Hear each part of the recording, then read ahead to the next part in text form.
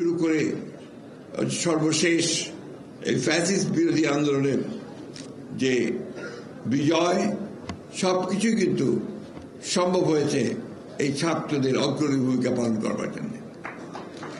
আমাদের সব মিটিংয়ের মধ্যে, বক্তব্যের মধ্যে আমি প্রায়ই বলতাম যে কোথায় ছেলেরা, কোথায় সেই তরুণেরা যারা বাংলাদেশের পরিবর্তনগুলো এনেছে, যারা বাংলাদেশের জন্য তাদের প্রাণ বিসর্জন দিয়েছে, যারা ভ্যানগার্ডের ভূমিকা পালন করেছে।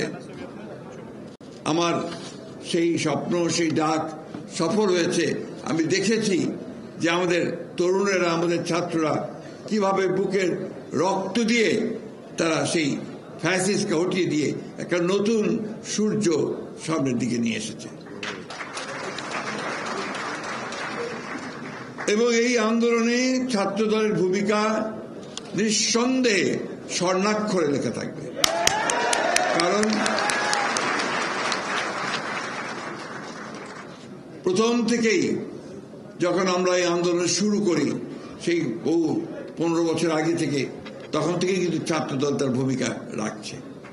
আর এই শেষ সময়ে শুধু 36 দিনে তার ফ্যাসিস্টটা উঠে যায়নি, 15 বছরের আন্দোলনে, ত্যাগে, রক্তে কিন্তু ফ্যাসিস্টদেরকে হারতে হয়েছে। হ্যাঁ, অবশ্যই এই 36 দিন ছিল একটা চূড়ান্ত যে আন্দোলন, সেই আন্দোলনের শেষ পর্যায়ে।